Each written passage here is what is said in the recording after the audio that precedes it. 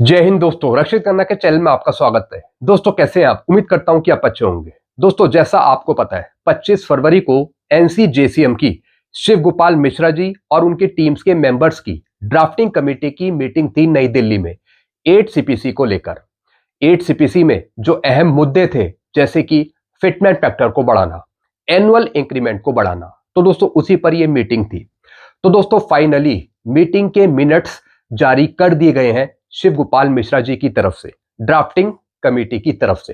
तो दोस्तों मीटिंग में क्या क्या हुआ, किन मुद्दों पर चर्चा हुई, पूरी जानकारी मैं आपको देने वाला हूं आज के इस वीडियो में।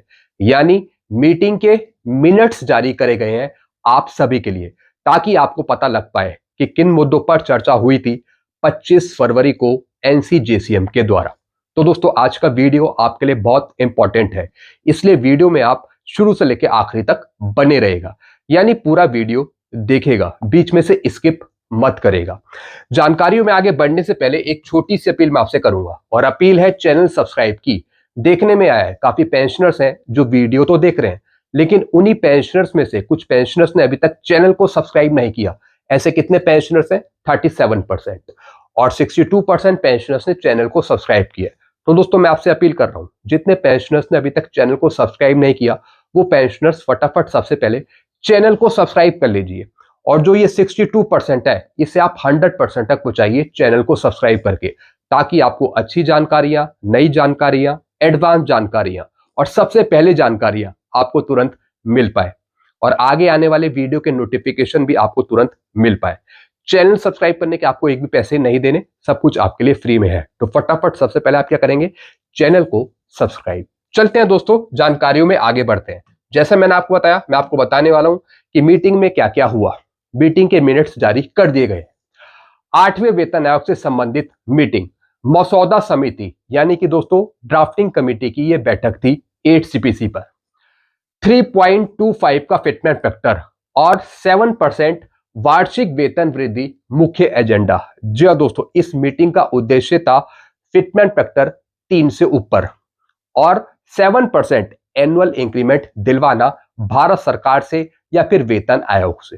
तो दोस्तों दो इंपॉर्टेंट पॉइंट है इसमें, एक तो फिटमेंट फैक्टर 3 से ऊपर का 3.25 और 7% एनुअल इंक्रीमेंट, इन्हीं पर दोस्तों ये मीटिंग हुई है।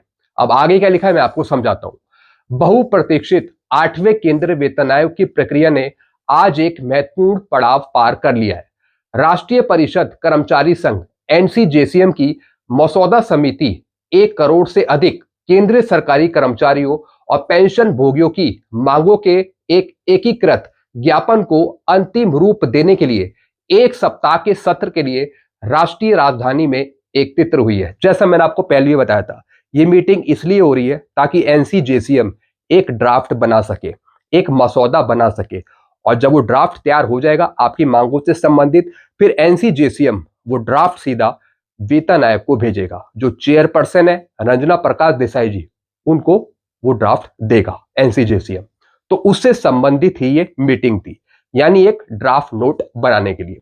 हालांकि दोस्तों अभी पूरी मीटिंग कंप्लीट नहीं हुई है, 1 सप्ताह तक दोस्तों ये मीटिंग चलनी है। अब मार्च में एक और मीटिंग होगी, उसकी भी जानकारी इन्होंने दी है। आगे की रणनीति क्या है, किस तरीके से एनसीजेसीएम काम करेगा, उसकी भी जानकारी इन्होंने आगे बताई है, मैं आपको आगे समझाऊंगा। राष्ट्रीय एवं न्यायिक मुख्यमंत्री एनसीजेसीएम के सचिव शिव गोपाल मिश्रा जी की अध्यक्षता में यह बैठक हुई। जैसा मैंने आपको बताया, जो लीड थे, इनके लीडर कर रहे थे वो थे शिव गोपाल मिश्रा जी। जनपद स्थित चंद्रलोक भवन में 8वें वेतन आयोग के लिए हाल ही में आवंटित कार्यालय स्थान के बाद आयोजित की गई है। जैसा आपको पता है वेतन आयोग को कार्यालय भी दे दिया गया है सरकार के द्वारा, तो उसी के बाद एनसीजेसीएम की ये मीटिंग थी। न्यायमूर्ति रंजना प्रकाश देसाई की अध्यक्षता में गठित आयोग अब अपने परिचालन चरण में प्रवेश कर चुका है। जी हां दोस्तों, शिव गोपाल मिश्रा जी ने बताया है कि वेतन आयोग अब काम कर रहा है। जी हां दोस्तों, ऑपरेशनल वर्क अब वेतन आयोग कर रहा है, यानी परिचालन चरण में प्रवेश कर चुका है वेतन आयोग। इसका मतलब है ऑपरेशनल वर्क वेतन आयोग अब कर रहा है इंटरनली तरीके से। और कर्मचारी संघ अपनी सिफारिशों को एक सुसंगत दस्तावेज में संकलित करने के लिए तेजी से प्रयासरत है। यानी वेतन आयोग अपना काम कर रहा है और साथ ही साथ एनसीजेसीएम अपना काम कर रहा है ड्राफ्ट बनाने का। एक्वायर्ड फॉर्मूला और ग्रेजुएटेड फिटमेंट फैक्टर, जी हाँ दोस्तों, जैसे मैंने आपको बताया, इन्होंने बताया कि मीटिंग में डॉक्टर एक्वायर्ड फॉर्मूले पर भी चर्चा हुई है, फिटमेंट फैक्टर पे भी चर्चा हुई है। राष्ट्रीय डाक संगठनों के एक संघ FNPO यानी कि federation of national postal organisation ने एक परिष्कृत बहुस्तरीय उपयुक्तता कारक प्रस्ताव पेश किया। जैसा आपको पता है, पोस्टल की एक ऑर्गेनाइजेशन है, उन्होंने एक ड्राफ्ट बनाया है, एक नोट बनाया है। दोस्तों, ये भी JCM का ही एक पार्ट है, FNPO। पूर्व आयोगों के विपरीत जो अक्सर एक समान गुणक का उपयोग करते थे, FNPO ने 3.0 से 3.25 तक के क्रमिक पैमाने की वकालत कर रहा है। जैसा आपको पता है, जो फेडरेशन है पोस्टल ऑर्गेनाइजेशन की, वो डिमांड कर रहे हैं 3 से ज्यादा फिटमेंट फैक्टर की, 3 या फिर 3.25 की। तो इसकी भी जानकारी शिव गोपाल मिश्रा जी ने दी है कि मीटिंग में ये पॉइंट भी उठा है। FNPO के महासचिव शिवाजी बासी रेड्डी के अनुसार ये गणनाएं एक्वायर्ड फॉर्मूले पे आधारित है, जो 4 सदस्यीय परिवार की पोषण आवश्यक जरूरतों के आधार पे न्यूनतम जीवन निर्वाह मजदूरी निर्धारित करता है। प्रस्तावित स्तरीय फिटमेंट फैक्टर संरचना, जी हाँ दोस्तों, फैमिली यूनिट की भी चर्चा हुई है मीटिंग में कि किस तरीके से फैमिली यूनिट को बढ़ाया जाए। 4 फैमिली यूनिट के बारे में भी यहाँ पे डिस्कशन किया गया है मीटिंग में। स्तर 1 से लेके 5 तक, यानी लेवल 1 से लेके लेवल 5 तक। सबसे कम वेतन पाने वाले कर्मचारियों के लिए वेतन में उचित समायोजन हेतु 3 का कारक लागू किया गया है। जी हाँ दोस्तों, इन्होंने लेवल वाइज चर्चा करी है मीटिंग में कि लेवल 1 से लेके लेवल 5 तक, जिसमें सिपाही हैं, नायक हैं, हवलदार हैं, तो उनके लिए 3 फिटमेंट फैक्टर दिया जाए 8 CPC में, पे मैट्रिक्स में। सिपाही को, नायक को, हवलदार को 3 फिटमेंट फैक्टर। फिर दोस्तों लेवल 6 से लेवल 12 तक, जिसमें नायब सूबेदार है, सूबेदार मेजर है, ऑनरी लेफ्टिनेंट है और ऑनरी कैप्टन है, उनके लिए कहा गया है कि उनको 3.05 से 3.10 का फिटमेंट फैक्टर दिया जाए पे मैट्रिक्स में। तो दोस्तों, इस मीटिंग में फिटमेंट फैक्टर पे जोर दिया गया है कि किस तरीके से फिटमेंट फैक्टर को बढ़ाना है, वो भी अलग अलग लेवल वाइज। फिर दोस्तों लेवल 16 या फिर 16 से ऊपर जो अधिकारियों का लेवल है, उनके लिए दोस्तों 3.25 का फिटमेंट फैक्टर निकाला गया है कि उनको 3.25 का फिटमेंट फैक्टर दिया जाए 8 CPC में वेतन आयोग के द्वारा। 8वें वेतन आयोग की मसौदा समिति की दोस्तों ये बैठक है, ड्राफ्टिंग कमेटी की। फिर दोस्तों और क्या चर्चा हुई, मांगों का चार्टर मूल वेतन से परे। हालांकि उपयुक्तता कारक केंद्रीय बिंदु बना हुआ है। केंद्रीय सरकारी कर्मचारी परिसंघ और अखिल भारतीय रक्षा कर्मचारी संघ सहित अन्य प्रमुख संघों ने मसौदा समिति के समक्ष उच्च दाव वाली मांगे प्रस्तुत करी है। जी हाँ दोस्तों, JCM में और भी तमाम संगठन है और भी उनके जो अधिकारी है, कर्मचारी है, वो भी अपना ज्ञापन तैयार करके लाए थे ताकि आपकी मांगों पर ध्यान दिया जा सके। तो दोस्तों जितने भी ड्राफ्ट है वो एकत्रित किए जाएंगे, कलेक्ट किए जाएंगे, फिर उसमें से एक फाइनल ड्राफ्ट निकाला जाएगा जो सीधा वेतन आयोग को भेजा जाएगा। फिर दोस्तों मांग उठी वार्षिक वेतन वृद्धि की, जो एनुअल इंक्रीमेंट दिया जाता है 3% का, तो उसे बढ़ाकर 7% किया जाए। सार्थक करियर व्यापी वित्तीय प्रगति सुनिश्चित करने के लिए वार्षिक वेतन वृद्धि दर को वर्तमान 3% से बढ़ाकर 7% किया जाए। जी हाँ दोस्तों, इसकी मांग भी FNPO ने करी है, जो पोस्टल की ऑर्गेनाइजेशन है, फेडरेशन है, उन्होंने ये मांग करी है कि जो एनुअल इंक्रीमेंट है वो 3 से बढ़ाकर 5% या फिर 7% किया जाए। फिर परिवार इकाई का विस्तार, परिवार इकाई की संख्या को 3 से बढ़ाकर 5 किया जाए। जी हाँ दोस्तों, इसकी भी जानकारी मैंने आपको पहले दी है। इन्होंने एक और डिमांड करी है कि फैमिली यूनिट को 3 से बढ़ाकर 8 CPC में 5 फैमिली यूनिट करी जाए, 5, जिसमें आश्रित माता पिता को शामिल किया जाए, जो कर्मचारी हैं उनके भाई बहन को शामिल किया जाए। इसकी भी जानकारी कल मैंने आपको वीडियो में समझाई थी, जिससे गणितीय रूप से मूल वेतन गणना में 66% की वृद्धि होगी। जी हाँ दोस्तों, अगर 5 फैमिली यूनिट को इंक्लूड कर दिया जाता है तो दोस्तों कहीं ना कहीं मूल वेतन में वृद्धि हो पाएगी 66% की। ऐसी जानकारी दोस्तों इन्होंने दी है। तो ये मुद्दा भी मीटिंग में उठा है कि किस तरीके से बढ़ोतरी की जा सकती है। चिकित्सा एवं यात्रा भत्ते, फिर दोस्तों मेडिकल से जुड़ी कुछ चीजें बताई गई। फिर ट्रैवलिंग अलाउंस जो भत्ते हैं उससे जुड़ी कुछ चीजें डिस्कस हुई इस मीटिंग में। गैर सीजीएचएस क्षेत्रों में रहने वाले निश्चित चिकित्सा भत्ता एफएम में 1,000 रुपए से बढ़ाकर 20,000 रुपए कर दिए जाए। तो दोस्तों यह मुद्दा भी उठाया गया है एफएम में बढ़ाने का, यानी जो मेडिकल फैसिलिटी नहीं ले रहे, जो एफएम में ले रहे हैं, तो उनका पैसा 1,000 रुपए से बढ़ाकर सीधा 20,000 रुपए कर दिया जाए, वो भी 8 सीपीसी में। तो दोस्तों ये तमाम मुद्दे इस मीटिंग में डिस्कस हुए। ये खुद जानकारी एनसीजेसीएम ने दी है। सेवानिवृत्ति लाभ अवकाश नकदीकरण की सीमा को 300 दिन से बढ़ाकर 400 दिन करना। जी हां दोस्तों, यानी जो छुट्टियों का पैसा आपको 300 दिन का दिया जाता है, तो 300 दिन को बढ़ाकर यहां पे कम से कम 400 दिन करना 8 सीपीसी में। तो दोस्तों इस पर भी डिस्कशन हुआ है। फिर पेंशन सुधार, राष्ट्रीय पेंशन प्रणाली एनपीएस और यूपीएस को समाप्त करके पुरानी पेंशन योजना को पूरी तरह से बहाल करने की नई और जोरदार मांग। जी हां दोस्तों, इस मीटिंग में ओल्ड पेंशन स्कीम का मुद्दा भी उठा है कि एनपीएस को और यूपीएस को समाप्त करके ओल्ड पेंशन स्कीम को बहाल किया जाए सरकार के द्वारा। फिर दोस्तों 8 सीपीसी वेतनमान का उदाहरण एनफीएफ द्वारा प्रसारित। तो दोस्तों ये सब मांगे थी जो इस मीटिंग में उठाई गई। अब दोस्तों आगे की रणनीति बताई है शिव गोपाल मिश्रा जी ने कि अब आगे क्या होगा मार्च में। जरा ध्यान से सुनेगा। विभागीय प्रस्तावों में मतभेदों को दूर करने के लिए मसौदा समिति के सदस्य मार्च की शुरुआत तक दिल्ली में ही रहेंगे। जी हां दोस्तों, इन्होंने बताया कि अभी ड्राफ्ट बना नहीं है, यानी जो ड्राफ्टिंग कमेटी है, जो उसके सदस्य हैं, वो अभी दिल्ली में ही रहेंगे मार्च में।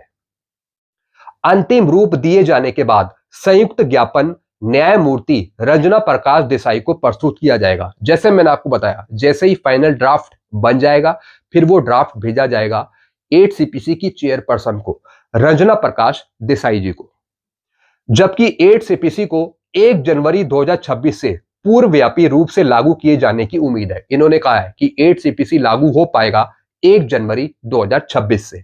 संशोधित वेतन का वास्तविक वितरण और परिणाम स्वरूप बकाया राशि इस बात पर निर्भर करेगा कि आयोग केंद्रीय मंत्रिमंडल को अपनी अंतिम रिपोर्ट कितनी जल्दी प्रस्तुत करता है। जी हां दोस्तों, इन्होंने बताया कि आपकी पेंशन या फिर आपकी सैलरी जब बढ़ेगी किस पर डिपेंड करेगी, वो उस पर डिपेंड करेगी जब वेतन आयोग कितनी जल्द अपनी रिपोर्ट सरकार को सौंप पाता है। जितनी जल्दी वेतन आयोग अपनी रिपोर्ट सरकार को सौंपेगा, उतनी जल्दी आपकी पे, पेंशन, सैलरी बढ़ पाएगी। तो दोस्तों ये जानकारी इन्होंने दी है मीटिंग के बारे में कि मीटिंग में ये चीजें डिस्कस हुई। आपके मुद्दे को डिस्कस किया गया इस मीटिंग में कि कैसे एक अच्छा सा ड्राफ्ट बना के हमें भेजना है सीधा चेयरपर्सन को। अब दोस्तों कुछ और जानकारी है मैं आपको दे देता हूं कि किस तरीके से उन्होंने पे लेवल वाइज अलग अलग फिटमेंट फैक्टर की डिमांड करी है। यानी जो नीचे लेवल के कर्मचारी है, जिसमें सिपाही भी आते हैं, नायक भी आते हैं, हवलदार भी आते हैं, तो उनको कैसे फायदा दिया जाए 8 सीपीसी में, यानी अलग अलग पे लेवल वाइज अलग अलग फिटमेंट फैक्टर से किस तरीके से उनको फायदा दिया जाए। अब दोस्तों यहां पे देखिए, इन्होंने डिमांड करी है कि किस तरीके से पे लेवल होंगे और किस तरीके से पे लेवल में अलग अलग फिटमेंट फैक्टर होंगे। अब दोस्तों यहां पे देखिए, इन्होंने लेवल 1 से लेके लेवल 18 तक पूरी कहानी बताई है कि किस तरीके से अलग अलग फिटमेंट फैक्टर यहां पे दिए जाए वेतन आयोग के द्वारा। सबसे पहले दोस्तों मैं बात करूंगा यहां पे लेवल 1, लेवल 2, लेवल 3, लेवल 4 और लेवल 5 की। लेवल 1 से लेके लेवल 5 तक फिटमेंट फैक्टर दिया जाए 3 फिटमेंट फैक्टर दिया जाए, जिसमें दोस्तों लेवल 3 में आते हैं हमारे सिपाही, जिनको दिया जाए 3 फिटमेंट फैक्टर, जिनकी बेसिक है 7 सीपीसी में 21,700। तो 21,700 को अगर आप मल्टीप्लाई करेंगे 3 फिटमेंट फैक्टर से, तो 8 सीपीसी की बेसिक हो जाएगी 65,100। अगर मैं नायक की बात करूं लेवल 4 की, अगर इनको 3 फिटमेंट फैक्टर दिया जाए, 3 की वैसे डिमांड करी है कि लेवल 1 से लेकर लेवल 5 तक 3 फिटमेंट फैक्टर दिया जाए। अगर नायक को 3 फिटमेंट फैक्टर दिया जाता है जिनकी बेसिक है 25,500, मैं ये पे की बात कर रहा हूं, बेसिक पे की, पे मैट्रिक्स की, जिनकी 25,500 है, अगर उसमें 3 फिटमेंट फैक्टर लगाया जाए तो इनकी बेसिक हो जाएगी 76,500 8 सीपीसी में। अगर मैं हवलदार की बात करूं, हवलदार को भी 3 फिटमेंट फैक्टर देने की बात कही गई है पे मैट्रिक्स में, जिनकी 29,200 बेसिक पे है 7 सीपीसी की। अगर आप इसे मल्टीप्लाई करेंगे 3 से, तो इनकी बेसिक पहुंच जाएगी 87,600। तो दोस्तों लेवल 1 से लेके लेवल 5 तक, यानी जिसमें सिपाही हैं, नायक है, हवलदार है, उनको 3 फिटमेंट फैक्टर दिया जाए। फिर दोस्तों लेवल 6 जिसमें नायब सूबेदार है, फिर लेवल 7 जिसमें सूबेदार है, फिर लेवल 8 जिसमें सूबेदार मेजर है, इनको दिया जाए फिटमेंट फैक्टर 3.05।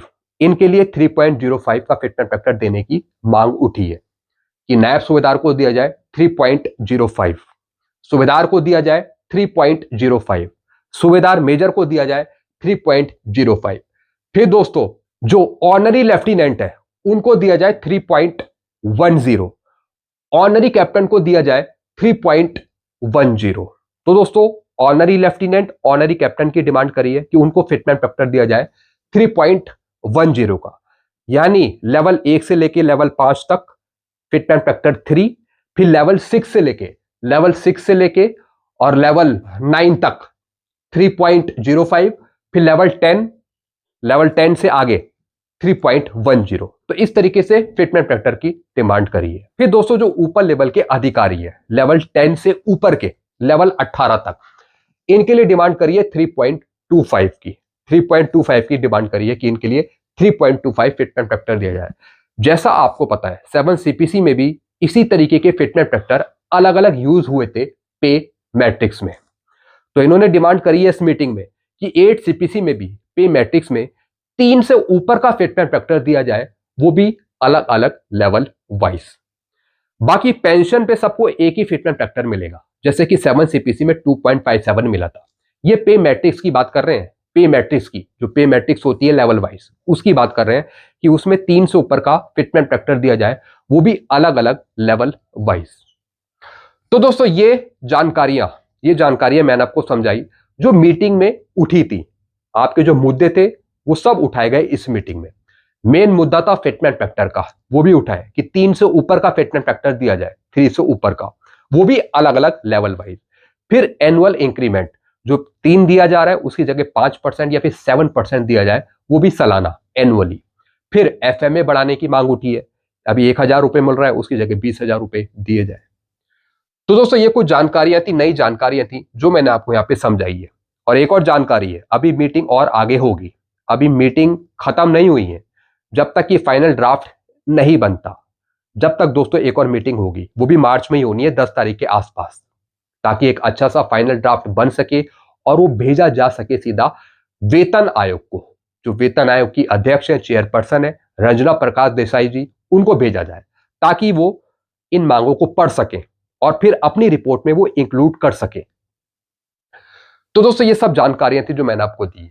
बाकी दोस्तों आपको और कुछ पूछना हो, आपके कुछ सुझाव हो, तो आप नीचे कमेंट कर सकते हैं। ऐसी नई जानकारियां, एडवांस जानकारियां सबसे पहले आपको मिलती रहेंगी इस चैनल के माध्यम से।